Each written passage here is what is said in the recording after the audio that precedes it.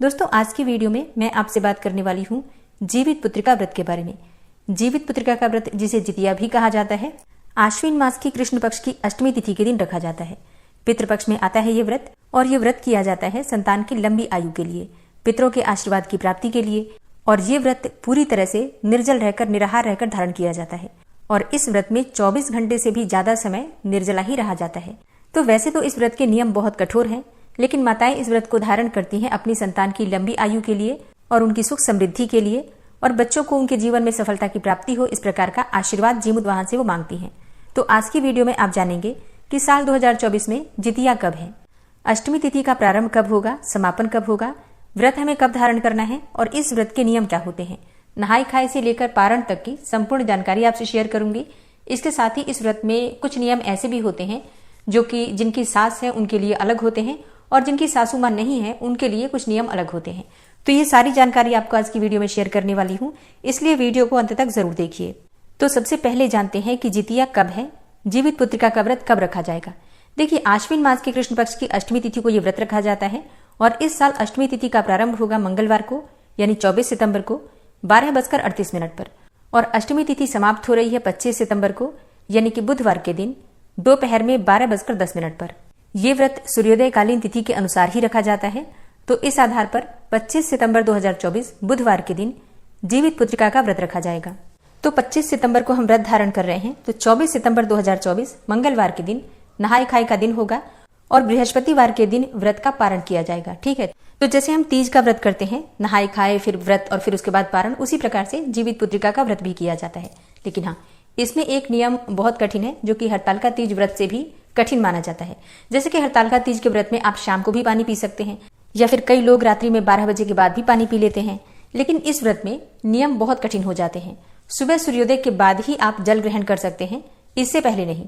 मतलब जीवित पुत्रिका के व्रत में आप लगभग 28 घंटे तक निर्जला ही बिता देते हैं। नियम ही इस प्रकार के होते हैं। सुबह उठकर भी हम जब स्नान करते हैं, पूजा करते हैं, फिर जितिया बच्चे को पहनाया जाता है, दान इत्यादि करते हैं, उसके बाद कहीं जाकर हम जल पीते हैं। तो व्रत बहुत कठिन है, इसमें कोई संशय नहीं। लेकिन हर माताएं जिनके भी संतान हैं वो इस व्रत को धारण करती हैं और करना चाहिए। अब जैसे कई लोगों के प्रश्न आते हैं कि हमारे पास पुत्री है, पुत्र नहीं है, तो क्या इस व्रत को कर सकते हैं। देखिए, बिल्कुल कर सकते हैं। ये पहले समय की बात थी, जबकि कहा जाता था कि पुत्र हो वही इस व्रत को धारण कर सकता है। तब पुत्रों की अधिक मान्यता थी। लेकिन अब तो पुत्र और पुत्री में कोई अंतर नहीं है, उसी भाव से पुत्र और पुत्री दोनों माने जाते हैं। तो आपके पास पुत्री है तो भी आप ये व्रत कर सकती हैं। लेकिन हाँ, इतना जरूर ध्यान रखिए, कोई भी व्रत अगर आप शुरू करना चाहते हैं तो एक बार अपने परिवार में जरूर पूछना चाहिए। मतलब परिवार वाले जो कहते हैं वही करना चाहिए। सबके परिवार की परंपरा अलग होती है। तो देखिए, मैं कह दूं आप लोग कर लीजिए, परिवार में नहीं होता हो तो कैसे करेंगे। इसलिए ध्यान रखिए, पहले परिवार में जरूर पूछ लीजिए। और अब जानते हैं कि जितिया व्रत में नहाय खाए से पारण तक के नियम क्या होते हैं। देखिए, नहाय खाए का दिन पहला दिन होता है, जो कि आपको मिलेगा 24 सितंबर को। दिन होगा मंगलवार का। तो इस दिन आपको स्नान करना है, सर धोके, बाल धोके स्नान किया जाता है। इसके बाद शुद्ध और सात्विक भोजन किया जाता है। तो नहाय खाए के दिन आपको लहसुन प्याज का सेवन नहीं करना है। मसूर की दाल जो लाल वाली होती है वो नहीं खानी चाहिए। इसके अलावा गाजर, मूली, बैंगन, ये सभी चीजें भी व्रत में नहीं खानी चाहिए, व्रत के एक दिन पहले नहीं खानी चाहिए। लेकिन हाँ, कई ऐसे क्षेत्र हैं जहां पर की मछली खाई जाती है नहाय खाए वाले दिन। तो अगर आपके यहाँ इस प्रकार का नियम है तब तो आप बिल्कुल खा सकते हैं। लेकिन ज्यादातर क्षेत्रों में सात्विक भोजन ही किया जाता है, बिल्कुल बिना लहसुन प्याज का। एक और चीज, नहाय खाए वाले दिन सबके यहाँ कुछ न कुछ विशेष खाकर ही ये व्रत शुरू किया जाता है। कई स्थानों पर सतपुतिया, जिसे कि तरोई कहते हैं, तोरई होती है एक तरह की, उसकी सब्जी बनाकर खाई जाती है। और कई स्थानों पर अलग अलग चीजें, कई स्थानों पर मरुआ की रोटी बनाई जाती है, और भी बहुत सारी चीजें, साग खाए जाते हैं। तो जैसा आपके यहाँ होता है, कुछ विशेष अगर आपके यहाँ होता है तो आप वही खाकर व्रत का प्रारंभ करते हैं। ठीक है, तो देखिए, नहाय खाए दिन में होगा, फिर शाम के समय घर में बनता है, कुछ न कुछ मीठा बनता है, बच्चों के लिए बनाया जाता है बेसिकली। जैसे कि बच्चों के निमित्त हम व्रत धारण करते हैं तो पुआ बनाते हैं, गुलगुले बनाते हैं, ताकि हम बच्चों को खिला सकें। ये एक तरह का नियम है एक तरीके से देखा जाए तो। इसके साथ ही एक और चीज बनती है, छोटी छोटी पूरियां बनाई जाती हैं, और इसके साथ ही बिना नमक की सब्जी बनाई जाती है तरोई की। और ये दिया जाता है, ऐसा कहा जाता है कि चील्हो, सियारो और सासू माँ के लिए ये दिया जाता है। तो कहीं कहीं पर 3 पूरियां बनती है, कई स्थानों पर 4 बनती है, कई स्थानों पर 5 भी बनती है। ठीक है, तो आप अपने हिसाब से देख सकते हैं आपके यहाँ कितनी बनती है। एक चील्हो, एक सियारो के लिए बनती है, एक जीमुत वाहन भगवान के लिए बनती है, एक सासू के निमित्त ऐसा कहा जाता है कि बनती है, और एक पूरी बनती है गौ लक्ष्मी के लिए। तो इस प्रकार से 5 पूरियां बनती हैं। और सुबह जब सरगी खाने उठते हैं तब उसी समय स्नान इत्यादि करके, और ये सभी पूरियां तरोई के पत्ते पर रखी जाती हैं, पूरी और वो तोरई वाली सब्जी दही और चूरा, चीनी, ये सभी चीजें आपको रखनी होती हैं उस तरोई के पत्ते पर, और घर की छत पर या फिर बालकनी में जहां पर भी आपके पास खुली जगह हो वहां पर ये चीजें रखी जाती हैं। रात्रि में 3 बजे के आसपास ये चीज रख दी जाती है और मन में पितरों का ध्यान करके उनको समर्पित किया जाता है। जल का पात्र वहीं रख दिया जाता है या फिर जल का घेरा भी दे सकते हैं आप, जैसी भी सुविधा आपके पास उपलब्ध हो। फिर अपने पितरों से, चीलों सियारों से और जीमूत वाहन भगवान से हाथ जोड़कर प्रार्थना की जाती है कि हमारी संतान की आयु लंबी हो, हर प्रकार से हमारी संतान की रक्षा हो और हम जो ये व्रत धारण करने जा रहे हैं वो व्रत निर्विघ्न रूप से पूर्ण हो।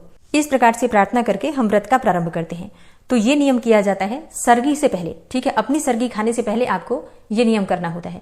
अच्छा, एक और चीज बता दूं मैं आपको, इस प्रकार से जो सासू माँ को भोजन दिया जाता है, चीलो सियारों को भोजन दिया जाता है, ये सब नहीं देते हैं। जिनकी सासू माँ नहीं होती है वही देते हैं। अच्छा, कई स्थानों पर जिनकी सासू माँ होती है वो भी देते हैं, ठीक है। तो अपने यहाँ अपने परिवार में आपके जो भी परंपरा है उसे अच्छे से समझ लीजिएगा, तभी ये नियम कीजिएगा, ठीक है। हमारे यहाँ जिनकी सासू नहीं होती है वही ये नियम करते हैं, जिनकी सासू होती है वो वैसे ही सरगी खाकर और व्रत कर लेते हैं। और अब जानते हैं कि सरगी में क्या खाना चाहिए। देखिए, सरगी में आप सुबह उठते हैं, जैसे कि हड़ताल तीज में हम उठकर जल इत्यादि पीते हैं, उसी प्रकार से इसमें भी जल पीते हैं। आप कुछ भी लिक्विड ले सकते हैं, नारियल पानी ले सकते हैं, जूस पी सकते हैं, ग्लूकॉन डी इत्यादि ले सकते हैं, जो भी आपका मन करे, ठीक है। इसके साथ ही आप चाहे तो कुछ फल इत्यादि ले सकते हैं। अच्छा, कई स्थानों पर जैसे कि पूरी इत्यादि भी खाई जाती है। अगर आपके यहाँ खाया जाता हो तो आप बिल्कुल खा सकते हैं, लेकिन अगर आप बहुत कुछ नहीं भी खाते हैं, मतलब जरूरी नहीं है और मन भी नहीं करता है उस समय कुछ खाने का, तब भी आप ये काम जरूर कीजिए कि थोड़ा सा दही और थोड़ा सा चूरा, हल्की सी चीनी डालकर, मतलब चाहे आधा चम्मच ही सही पर जरूर खा लीजिएगा। ये शुभ के लिए किया जाता है, मतलब जरूर हमें दही लेना चाहिए सुबह, दही चूरा और चीनी में से थोड़ा सा जरूर लेना चाहिए। उसके बाद फिर जल इत्यादि आप लोग ले सकते हैं। दवाइयां लेना हो तो दवाइयां ले सकते हैं, क्योंकि दिन में निर्जला रहना है तो हम दवाई नहीं खा पाते हैं। तो जो भी दवाई आपको खानी हो, चाहे आप थायराइड की गोली लेते हो या फिर सर दर्द की गोली हो या फिर कोई भी आपकी प्रॉब्लम हो, आप दवाइयां इसी समय ले लीजिएगा। और जितना हो सके इस समय ठंडी चीजें खानी चाहिए, जल इत्यादि लीजिए। आप चाहे तो चाय भी पी सकते हैं। बहुत से लोगों के प्रश्न पिछली बार आए थे हड़ताल तीज पर कि क्या हम चाय पी सकते हैं। जी हाँ, बिल्कुल पी सकते हैं। चाय, कॉफी जो आपको लेना हो ले लीजिए। एक और चीज, आप अगर सरगी लेने से पहले स्नान कर लेते हैं तो अत्यंत ही श्रेष्ठ होगा। मान लीजिए आप सरगी लेने के पहले स्नान नहीं भी कर पाते हैं तो भी हाथ पांव मुंह धोकर वस्त्र अवश्य बदल लीजिए। और जब आप सरगी खा लेते हैं तो उसके बाद से दांत साफ अवश्य कर लीजिए, ब्रश कर लीजिए, दातुन कर लीजिए, जो भी आपके पास उपलब्ध हो। जैसे कि कई लोगों के प्रश्न आते हैं कि हमारे घर के आसपास दातुन नहीं मिल पाता है, तो ऐसे में नया ब्रश रखिए, मतलब जिस ब्रश का आपने प्रयोग ना किया हो एक नया ब्रश ले लीजिए और जब आप सरगी खा लेते हैं तो उसी से ब्रश कर सकते हैं, कोई दिक्कत नहीं है। देखिए, जैसी हमारे पास उपलब्धता होती है नियम पालन उसी अनुसार किया जाता है। तो अगर दातुन नहीं मिल पाता है तो बिल्कुल आप ब्रश कर सकते हैं, लेकिन दांत अवश्य साफ कर लीजिए। कुछ भी अनाज इत्यादि दांत में ना लगा रहे, क्योंकि आपका व्रत फिर खंडित हो सकता है। अगर उस समय, मतलब व्रत के समय हमारे मुंह में किसी भी प्रकार से अनाज का अनुभव हो जाता है तो व्रत खंडित माना जाता है। तो इस बात का आप लोग ध्यान रखिएगा। तो ये तो हो गए नहाए खाए और सरगी के नियम। इसके बाद फिर स्नान इत्यादि करके और हम व्रत का संकल्प लेते हैं, पूजा करते हैं। अपने घर में जो नित्य की पूजा है वो कर लीजिए, व्रत का संकल्प ले लीजिए।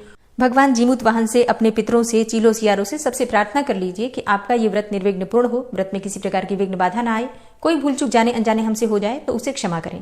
इस प्रकार से प्रार्थना करने के बाद आपके व्रत का प्रारंभ हो जाता है।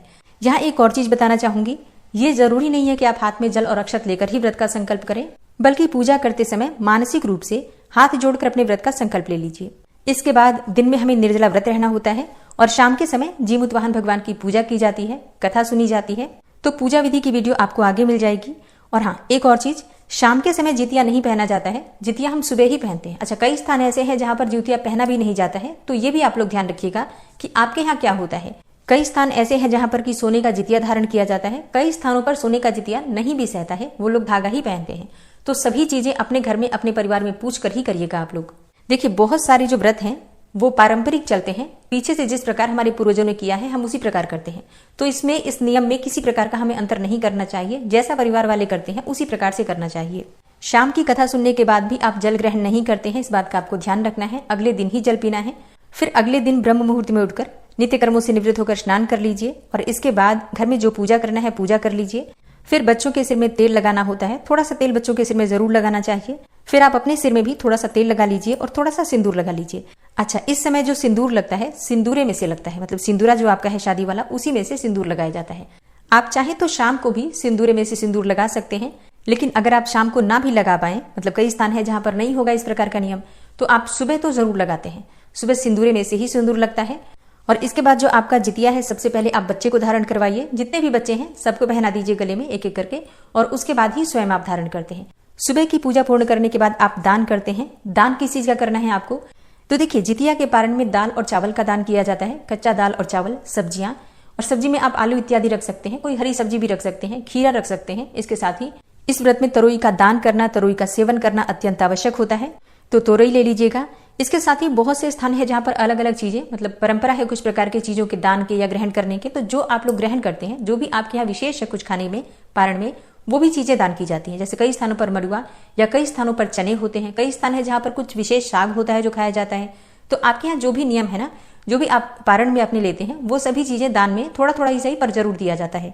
इसके अलावा वस्त्र और दक्षिणा इत्यादि जो आप दान करना चाहते हैं, दान सामग्री में रखकर और स्पर्श करके मनस करके दान कर दीजिए। ठीक है, ये पारण वाले दिन किया जाता है। तो अपने पारण से पहले सामग्रियों का दान करना, फिर जितिया बच्चों को पहनाया जाता है, स्वयं धारण किया जाता है, और उसके बाद ही जिस भी प्रकार से नियम हमारे यहाँ होता है उस प्रकार से, मतलब उस वस्तु को खाकर हम जल ग्रहण करते हैं। ठीक है, तो देखिए, ये तो संक्षिप्त विधि है जो मैंने आपसे शेयर की है। संपूर्ण विधि आपको आने वाली वीडियो में मिलेंगी, तो चैनल से जुड़े रहिए। और हाँ, अब बात करें कि जिनकी सास नहीं है उन्हें विशेष क्या करना चाहिए, और जिनकी सास है उन्हें क्या करना चाहिए। देखिए, जिनकी सास नहीं है ना, उनको पहले दिन जब नहाय खाए वाला दिन होता है, उस दिन भी दान निकालना होता है। मतलब आटा, दाल, सब्जियां, तोरे इत्यादि जो भी चीजें हम खाते हैं ना, जो भी चीजें हमारे नहाय खाए में विशेष है, आपके यहाँ जो नियम है उसके अनुसार आप लोग दान की सामग्री भी निकालते हैं। जैसे सीधा निकाला जाता है, बिल्कुल उसी प्रकार से सीधा निकाला जाता है। उसमें आपको दक्षिणा रखना है, सिंदूर भी रखा जाता है, और इसके साथ ही हल्दी और नमक इत्यादि भी रखे जाते हैं। सभी चीजें एकत्रित करके और उसको हम मनस कर दान करते हैं, और उसके बाद ही आपको नहाय खाए में जो भी आप खाना चाहते हैं आप खा सकते हैं। ठीक है, मतलब पहले दान निकालकर उसके बाद ही आपको खाना होता है। अगर आपकी सासू माँ नहीं है तो आपको इस प्रकार का नियम करना है। और पारण वाले दिन तो सभी को दान करना है। जिनकी सासू माँ है वो भी दान करते हैं, जिनकी सासू माँ नहीं है वो भी दान करते हैं। बस पहले दिन जिनकी सासू माँ नहीं है वही दान करते हैं। इसी प्रकार से जिनकी सासू माँ नहीं है वो चीलो सियारों के लिए सर्गी से पहले भोजन देते हैं। जैसे कई स्थानों पर तो वो लोग भी देते हैं जिनकी सासू माँ है, लेकिन ज्यादातर स्थानों पर जिनकी सासू माँ नहीं है वही चीलो सियारों और सासू माँ के लिए भोजन निकालते हैं। ठीक है, तो ये कुछ नियम होते हैं जो जरूरी होते हैं। जीवित पुत्रिका का व्रत एक बड़ा व्रत होता है, संतानवती महिलाओं के लिए तो बहुत जरूरी व्रत होता है, और इसलिए इस व्रत में बहुत सारे छोटे छोटे नियम होते हैं और बहुत ही सावधानी से इन नियमों का पालन किया जाता है। क्योंकि ये व्रत किया जाता है पितृपक्ष में, और पितृपक्ष में पितरों के लिए ही, मतलब अपनी सासू माँ के लिए हम भोजन देते हैं। तो एक तरीके से पितरों के लिए ही, पितरों की कृपा की प्राप्ति के लिए, उनके आशीर्वाद के लिए ही हम व्रत धारण करते हैं, ताकि हमारे वंश की वृद्धि होती रहे। और कहा जाता है ना कि एक बार चाहे देवता हमें क्षमा कर भी देते हैं तो पितर क्षमा नहीं करते हैं। इसलिए पितरों की कृपा की प्राप्ति के लिए पूरी सावधानी से इस व्रत को धारण करना चाहिए। जीवित पुत्रिका व्रत से संबंधित अगर आपका कोई भी प्रश्न हो तो आप कमेंट बॉक्स में लिख सकते हैं। इसके अलावा भी कोई विशेष वीडियो अगर आप देखना चाहते हैं तो कमेंट बॉक्स में लिख सकते हैं। और हाँ, अगर आप एकादशी का व्रत करते हैं, पूर्णिमा का व्रत करते हैं, तो चैनल पर वीडियो अपलोड हो चुकी है, आप लोग जरूर देख लीजिए। मिलती हूँ मैं आपसे अगली वीडियो में, तब तक के लिए जय श्री राधे।